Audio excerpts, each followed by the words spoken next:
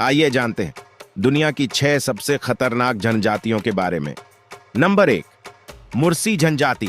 South Ethiopia और Sudan border के Oman घाटी में रहने वाली ये जनजाति बहुत खतरनाक और खूंखार मानी जाती है, जिनके पास बहुत ही खतरनाक किस्म के हथियार मौजूद होते हैं, जिसमें AK-47 और AK-56 इनका प्रमुख हथियार है। बुरी नजर से बचाने और कम खूबसूरत दिखने के लिए इस जनजाति की महिलाओं के निचले होंठ में मिट्टी या लकड़ी की गोल डिस्क पहनाई जाती है, जिसके कारण इनके होंठ काफी लटक जाते हैं। ये जनजाति लगभग 2000 किलोमीटर के एरिया में अपने समुदाय के साथ रहती है और अपनी सीमाओं की कड़ाई से रखवाली करती है। मुर्सी समुदाय की आबादी लगभग 10,000 की है। मुर्सी लोगों के लिए किसी की हत्या करना मर्दानगी की निशानी माना जाता है। किसी को मारने के बाद ये जश्न मनाते हैं, जिसमें पूरा मुर्सी समुदाय शामिल होता है। उनका सिर्फ यही मानना है कि किसी घुसपैठिए को मारे बगैर जिंदा रहने का कोई मतलब नहीं है। मुर्सी जनजाति के लोग अब तक सैकड़ों लोगों की जानें ले चुके हैं।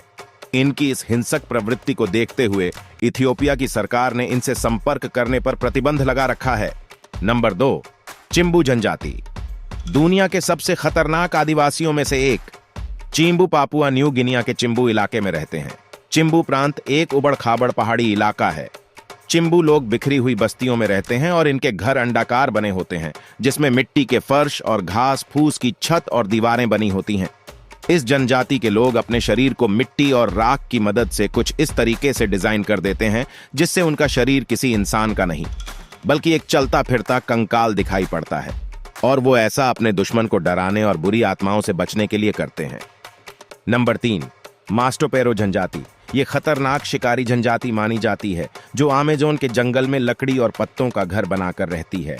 ये जनजाति पूरी तरह शिकार पर निर्भर है। इस जनजाति को सुरक्षित रखने के लिए पेरू की सरकार ने बाहरी दुनिया से इनका कांटेक्ट पूरी तरह खत्म कर रखा है, ताकि ये किसी भी तरह की बीमारी या वायरस की चपेट में न सकें और इन्हें खत्म होने से बचाया जा सके, क्योंकि इस जनजाति की कुल आबादी 150 लोगों की ही रह गई है।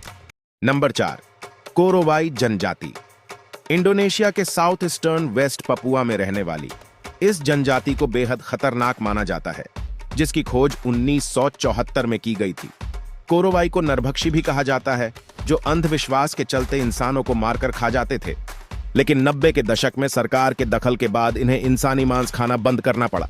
इस जनजाति की आबादी लगभग 3000 के आसपास है।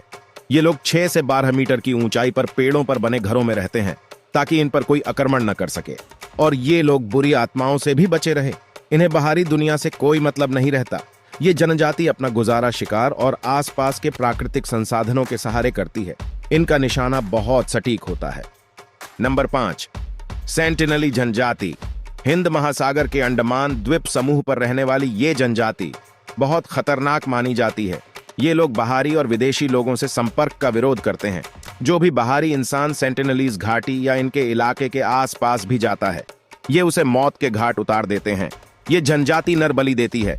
वो जीवित अवस्था में ही दिल निकालकर शरीर को मांस के लिए पका देते हैं, जिसकी वजह से भारत सरकार ने यहां जाने पर बैन लगाया हुआ है। साल 2018 में यहां जाने की वजह से अमेरिकन नागरिक जोन एलन को अपनी जान गंवानी पड़ी थी। ये जनजाति दुनिया से किसी भी तरह का संबंध रखना पसंद नहीं करती। नंबर 6, कोरुबो जनजाति। ब्राजील के अमेज़न बेसिन में रहने वाली ये जनजाति बेहद खतरनाक मानी जाती है। कोरुबो लोग डंडों और झड़ डांट से शिकार करते हैं, जिनमें मछली, मकड़ी, बंदर और जंगली सुअर इनके प्रमुख शिकार हैं। इस जनजाति को कृषि का थोड़ा बहुत ज्ञान है, जिससे ये जंगली फलों के पेड़ और मक्का उगाकर खाना पसंद करते हैं। इनके पास बहुत ही खतरनाक किस्म के हथियार होते हैं। बाहर से आने वाले लोगों को इनसे परमिशन लेनी पड़ती। बिना परमिशन कोई इनके एरिया में कदम नहीं रख सकता। ये लोग कई मौकों पर शिशु हत्या भी करते हैं। वैसे तो इस जनजाति की कोई खास रीति रिवाज या परंपराएं नहीं हैं, लेकिन मलेरिया जैसी बीमारी से बचने के लिए ये लोग शिशु हत्या करते हैं, जिसे रोकने के लिए सरकार इनमें जागरूकता ला रही है और ब्राजील के कई अधिकारी इनके संपर्क में हैं। वीडियो को लाइक, शेयर और सब्सक्राइब करके बेल आइकॉन जरूर दबाएं, ताकि इसी तरह और भी इंफॉर्मेशन आप तक पहुंचती